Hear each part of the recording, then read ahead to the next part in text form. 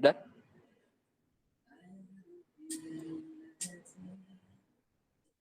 Assalamualaikum warahmatullahi wabarakatuh.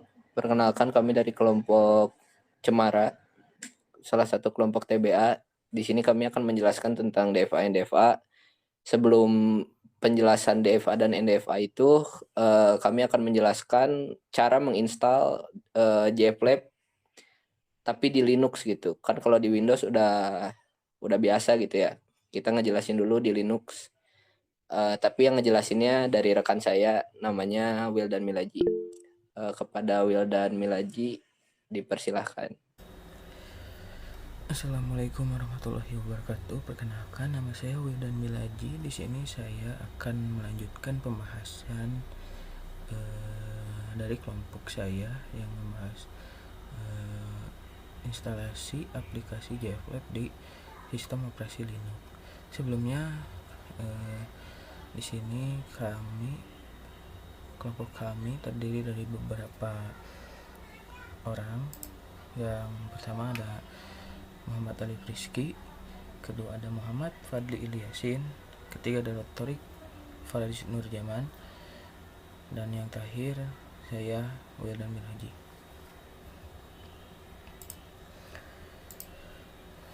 Sebelum kita menginstal aplikasi JFlab, alangkah baiknya kita mengetahui aplikasi JFlab itu adalah apa. Nah, jadi JFlab adalah perangkat lunak untuk bereksperimen dengan topik bahasa formal, termaksud non-deterministic finite automata, non-deterministic pushdown automata, mesin Turing multiple, beberapa jenis tata bahasa, parsing, dan sistem. Ya, selain membuat dan menguji contoh untuk hal ini, JFlab memungkinkan seseorang bereksperimen dengan bukti konstruksi dari suatu bentuk ke bentuk lainnya, seperti mengubah NDFA menjadi DFA, keadaan minimal menjadi ekspresi reguler atau tata bahasa reguler. Selanjutnya kita akan menginstal JFlab di sistem operasi Linux. Tahap pertama, kita membuka lalu ketikkan di pencarian browser atau search engine manapun dengan kata kunci JFlab. Setelah muncul hasil dari keyword yang kita inputkan, maka kita akan mengklik website official dari JFlab tersebut.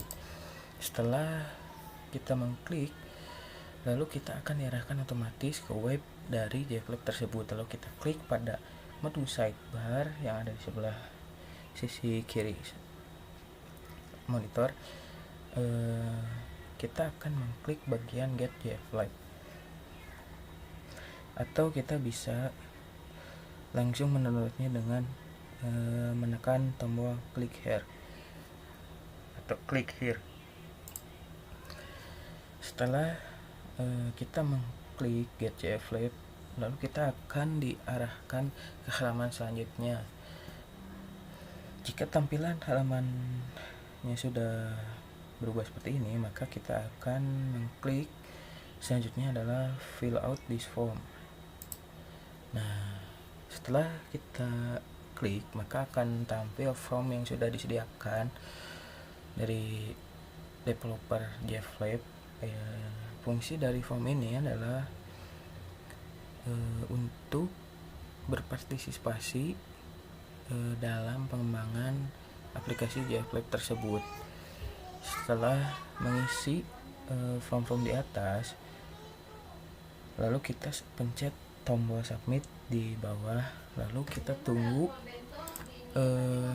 kita diarahkan otomatis ke website pengunduhan JFlab tersebut. Setelah terdownload, maka langkah selanjutnya adalah menginstal Java. Oke, baik, di sini untuk menginstal Java di sistem operasi Linux cukup mudah.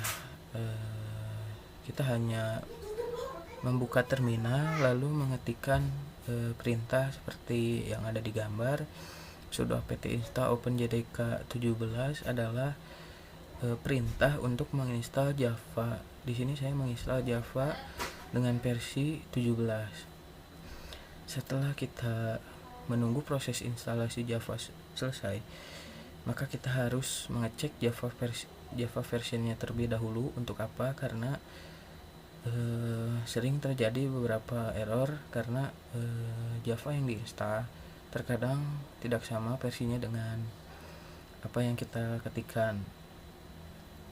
Setelah dirasa versinya sama, lanjut kita akan membuka folder download atau mengakses folder download. Di sini untuk mengakses folder download di Linux cukup mudah, hanya dengan membuka terminal lagi dan mengetikkan cd download. Lalu untuk mengetahui isi dari folder download itu ada apa saja, maka kita mengetikkan ls.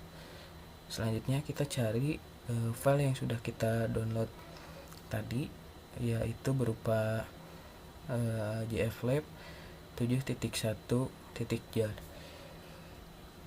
Setelah dirasa sudah ada file dari jflab yang sudah kita download, maka kita tinggal ketikkan java menjar jflab.7.jar, lalu enter, maka akan tampil sebuah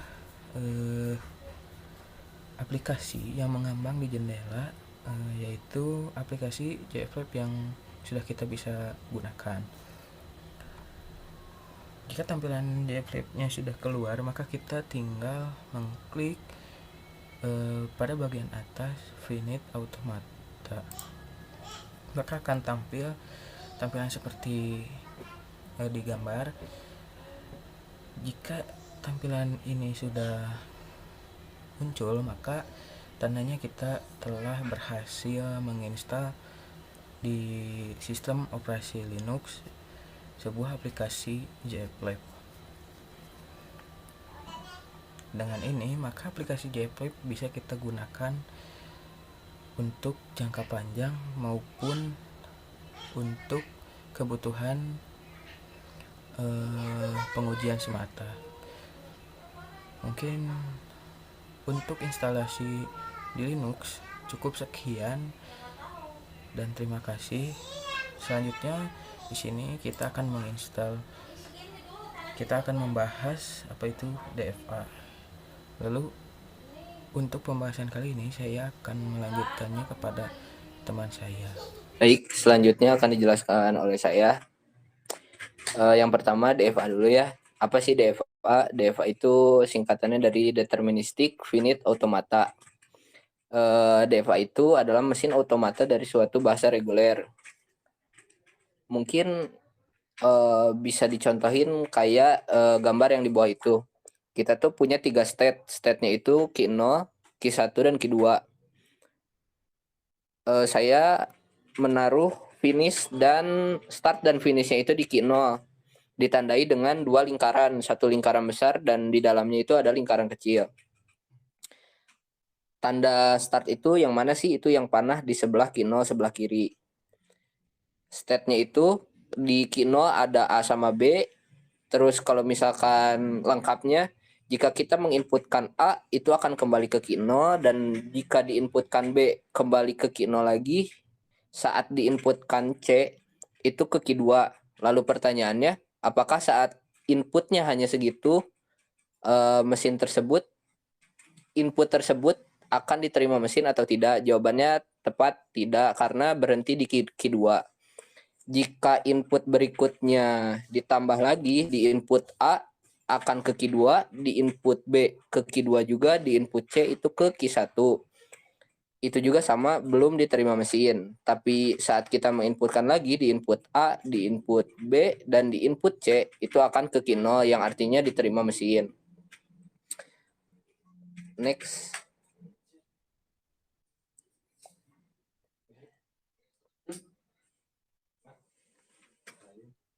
Di kasus yang kedua, ini kita punya 2 state sama 2 input. yang artinya itu cuman ada 4 transisi.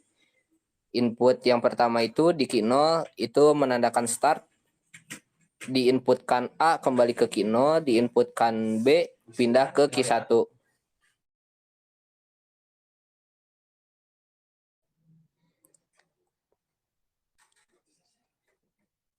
Nah, ini demo di aplikasinya.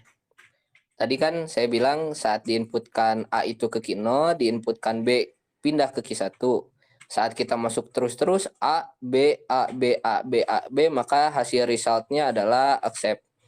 Ini juga ada ketentuan aturannya sebagai berikut. AB pangkat N, N-nya itu harus lebih dari 1. Next. Nah, sekarang yang kedua itu NDFA ya, kan tadi DFA. NDFA itu singkatan dari Non-Deterministic Finite Automata.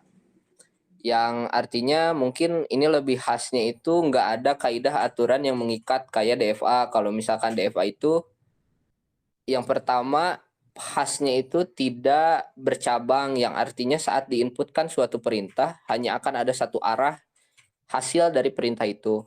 Contohnya seperti ini, kita punya 6 state dan 3 input. Inputnya itu A, B, dan C. Kita mulai dari Q2. Q2 saat diinputkan A, itu akan ke Q2 lagi. Tapi saat diinputkan B, ini akan ke Q0 atau Q4. Itu yang bisa dibedakan dari DFA dan NDFA gitu.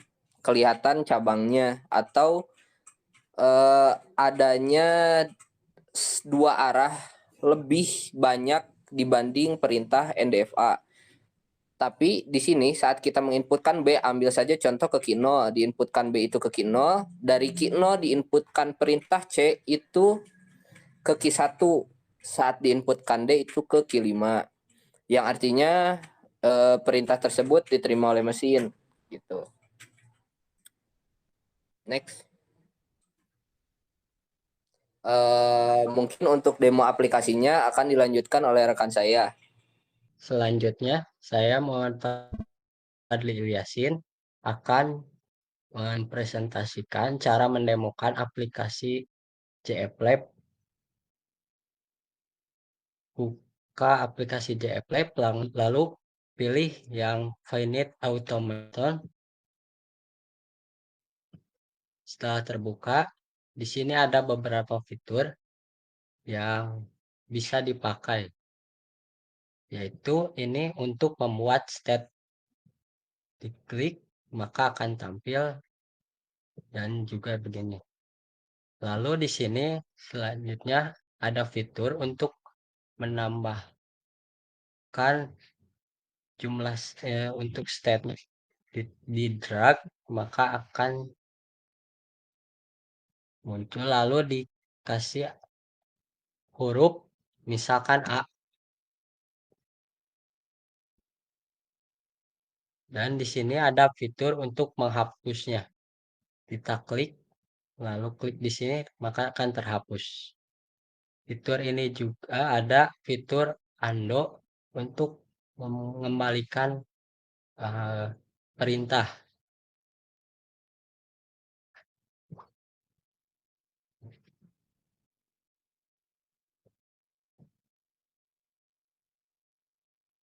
Salah. Jadian nih.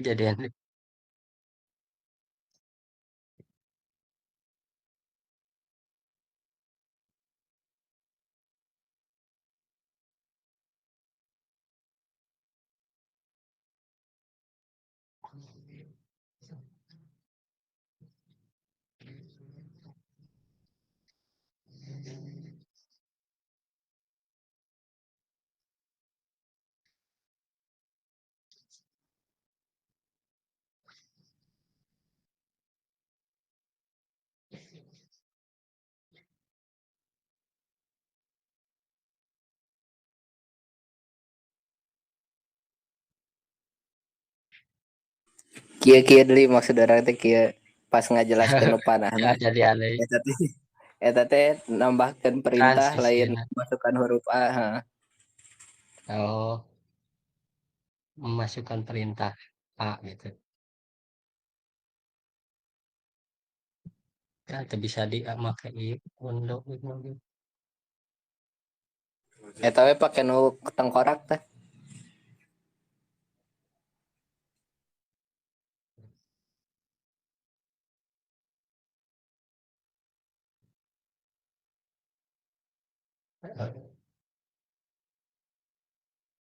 Jadi andainya ya. Setelah terbuka JFLab, maka di sini ada beberapa fitur di dalamnya, yaitu seperti fitur ini untuk menambahkan state-nya. Di sini ada fitur untuk transisi dan bisa masukkan perintah misalnya A, enter, maka akan seperti itu. Di sini juga ada perintah untuk mendelete. Contohnya seperti di sini, maka akan terhapus. Lalu kita misal membuatkan contoh sebuah state dengan 3 state. Lalu kita masukkan transisinya, masukkan perintah A,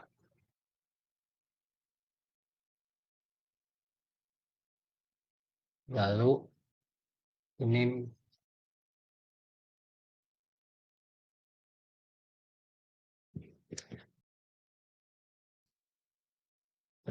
masukkan perintah B,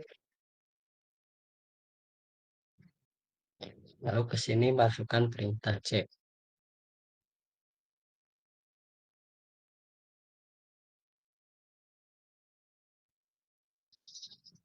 Untuk membuat di mana startnya akan dimulai, kita klik kanan di sini, lalu pilih inisial, dan jika ingin memilih berakhirnya, kita klik kanan juga, kita pilih final. Maka seperti itulah contoh menggunakan aplikasi JFLab.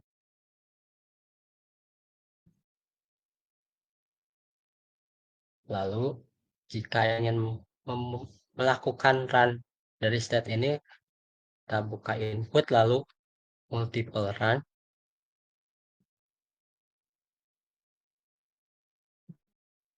Kita masukkan contoh ABC, lalu run input.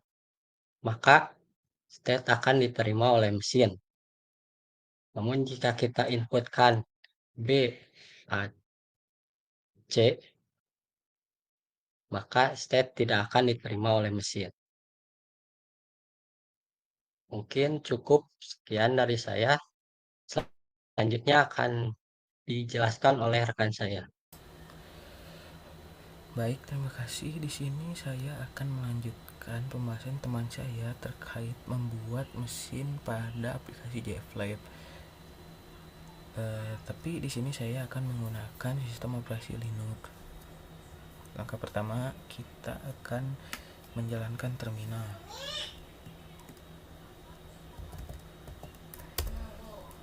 Setelah terbuka, kita akan mengakses folder downloads dengan mengetikkan cd downloads lalu ls untuk mengetahui isi apa saja yang ada di dalam folder downloads. Bisa kita lihat di sini adalah banyaknya file-file yang ada di dalam folder download. Kita akan mencari aplikasi JFLab yang sudah kita download. Nah, di sini ada aplikasi yang sudah saya download JFLab-nya. Lantas kita akan mengetikkan java minjar JFLab 7.1.jar lalu enter. Maka akan muncul tampilan seperti di atas ini. Jika sudah, kita akan menggunakan tools yang pertama, yaitu Finite Automaton. Setelah sudah tampil begini, kita akan perbesar Lalu di sini ada banyak fitur dan ada toolbar juga di atas. Nah, di sini ini adalah select. Select itu untuk memindahkan nantinya kita setelah kita membuat suatu mesin. Nah, di sini adalah tools untuk membuat state. Nah, seperti ini contohnya. Nah, setelah di sini adalah tools untuk membuat transistor. Di sini untuk delete dan di sini undo dan redo. Oke, baik, di sini kita akan membuat contoh DFA menggunakan 4 step dan 2 input. Pertama-tama kita kan sudah membuat state-nya ada 4. Ada terdiri dari Q0, Q1, Q2 dan Q3. Nah, di sini kita akan menggunakan transistor. Ya, kita akan mulai dari sini, kita drag ke Q1. Lalu kita masukkan inputnya. Misal A, lalu enter. Udah di mesin kedua kita tarik ke Q2, lalu kita masukkan inputnya adalah A atau tidak boleh. Setelah itu kita tarik lagi ke Q3, kita inputkan A, enter. Setelah kita membuat suatu mesin ini, maka kita harus menentukan awal, dimana awal mesin ini berjalan. Dengan caranya klik kanan, kita ke sini dulu.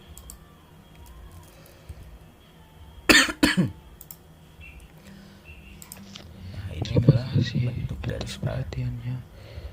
Sekian, step ketiga kita buat menjadi final step. Assalamualaikum warahmatullahi wabarakatuh.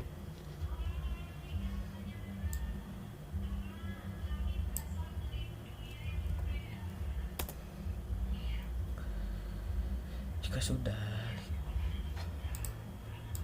nah, ini kita tambahin lagi.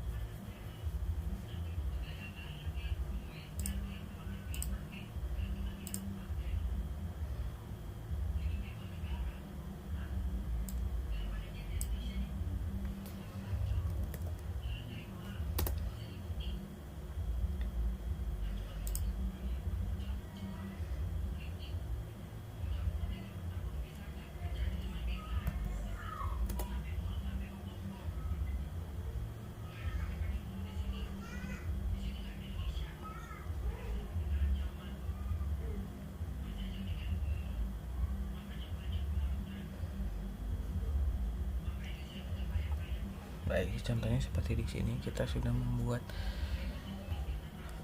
sebuah mesin dan kita coba untuk merunningnya.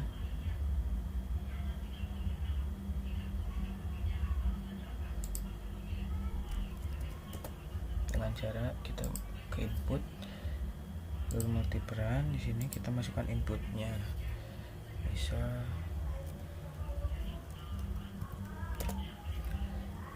lalu kita run input. Nah, di sini kenapa di reject, karena jika kita inputkan A, maka Q0 langsung transisi ke Q3. Nah, kita inputkan B karena di Q3 nya tidak ada inputan untuk B kemana, maka ditolak oleh mesin.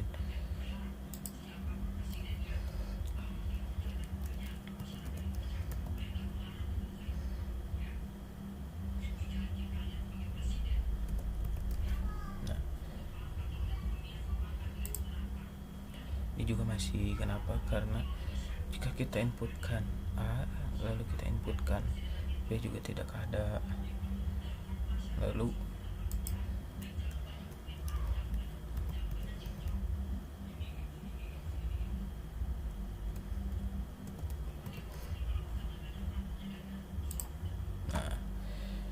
ini contoh yang diterima oleh mesin. Karena kenapa diterima oleh mesin? Karena jika Q0 diinputkan A, maka akan ke Q3, dan Q3 akan jika diinputkan A maka akan pindah ke Q1.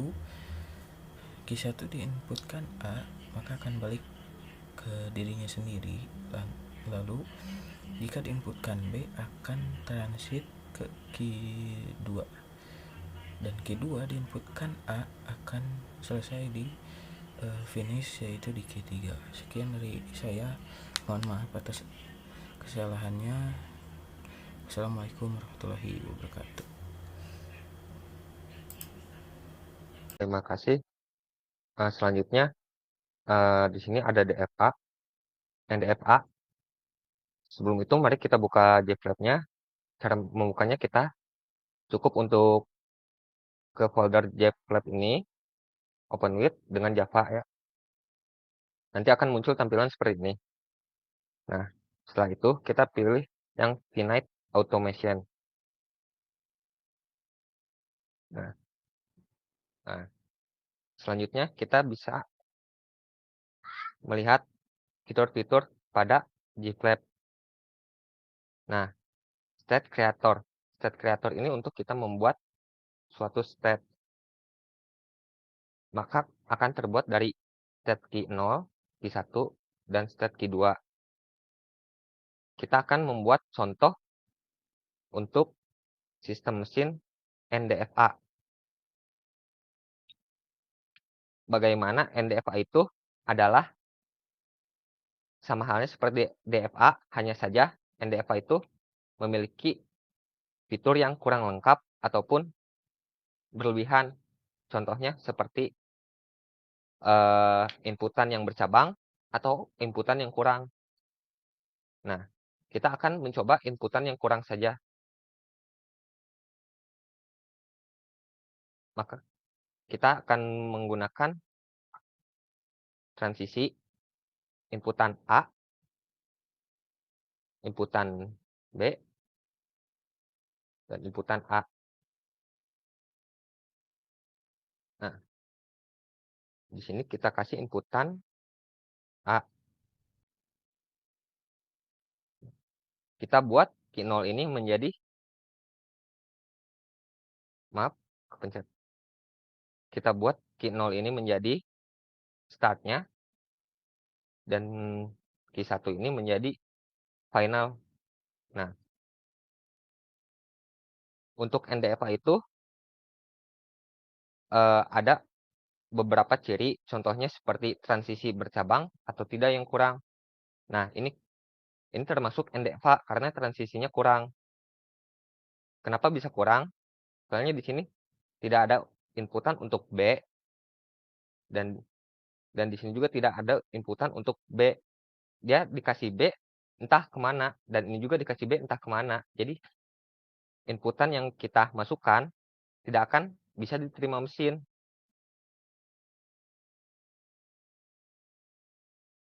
Contoh seperti ini. Misalnya kita input B, terus A lagi. Kemungkinan ini akan di-reject karena di sini tidak ada inputan. Nah, reject. Kenapa di-reject? Karena di sini tidak ada inputan B. Sesuai namanya ini NDFA. Nah, kalau kita menginputkan A dan A lagi, ini bisa diterima oleh mesin. Contohnya seperti ini. Nah, ini sistem diterima oleh mesin karena kita menginputkan ada pada sistemnya. A, dan A. Mungkin cukup sekian dari penjelasan saya. Semoga kalian yang melihat video ini bisa mengerti. Wassalamualaikum warahmatullahi wabarakatuh.